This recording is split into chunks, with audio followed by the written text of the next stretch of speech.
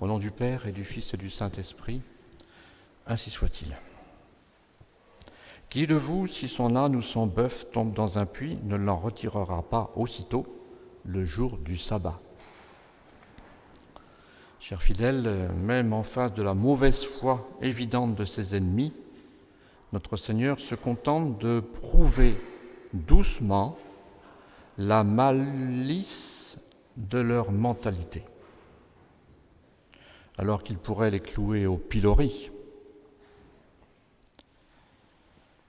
Cette page d'évangile révèle l'esprit du divin maître et l'esprit des pharisiens. L'esprit des pharisiens.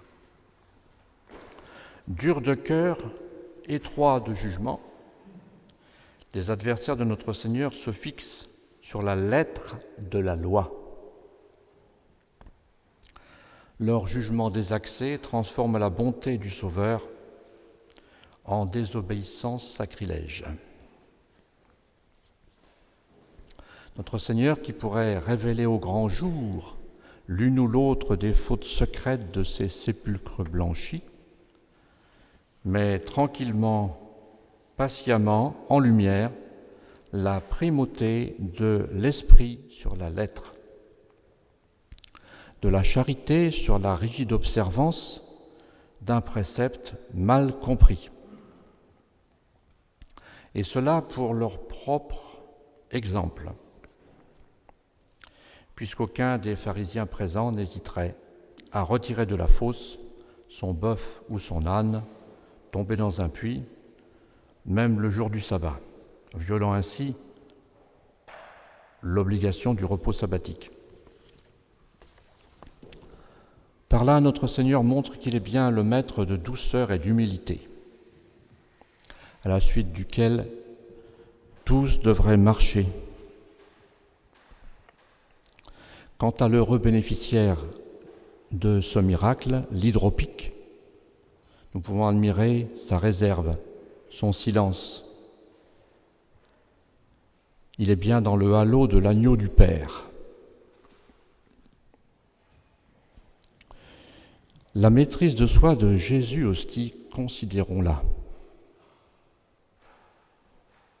Nous savons que dans l'histoire de l'Église, il y a eu des profanations dans les églises. Et les profanateurs se sont échappés. Je ne sais pas si on les a tous retrouvés. En tout cas, ils ne sont pas morts au pied de l'autel, frappés immédiatement à cause de leur sacrilège.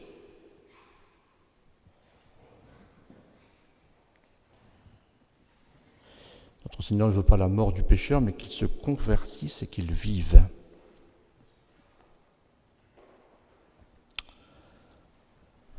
Et nous devrions nous prier pour la conversion des profanateurs de toutes sortes. Nous en voyons en ces temps-ci, surtout depuis que le culte de l'Eucharistie a diminué. Et vous savez bien quand il a commencé à diminuer, au XXe siècle.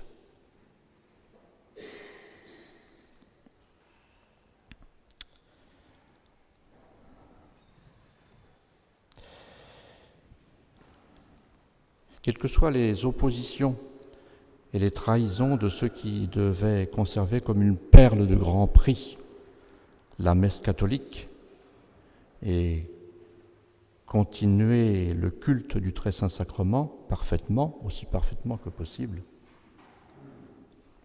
notre Seigneur se réfugie dans les maisons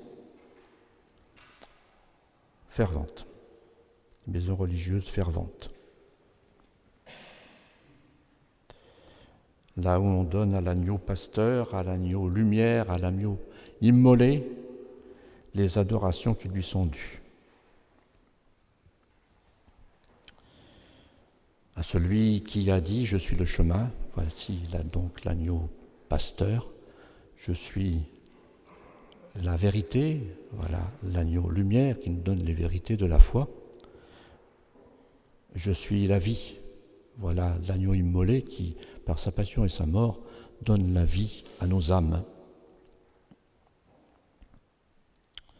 En face de cette scène de la guérison de l'hydropique, qui nous révèle l'humble et douce maîtrise de soi de l'agneau de Dieu, il est probable qu'aucun d'entre nous ne pourra être parfaitement fier de ses attitudes.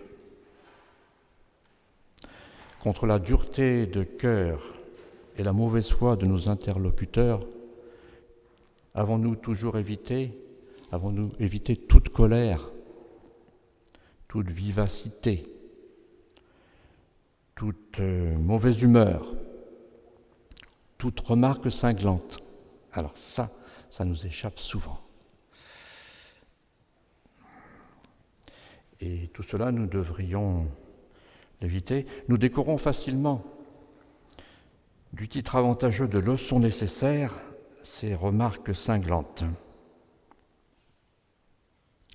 Lorsque de semblables circonstances nous offriront l'occasion d'une victoire ou d'une défaite, d'une belle maîtrise de nous ou d'un lâche laisser-aller, dont la moindre conséquence sera de froisser une âme au lieu de la conquérir.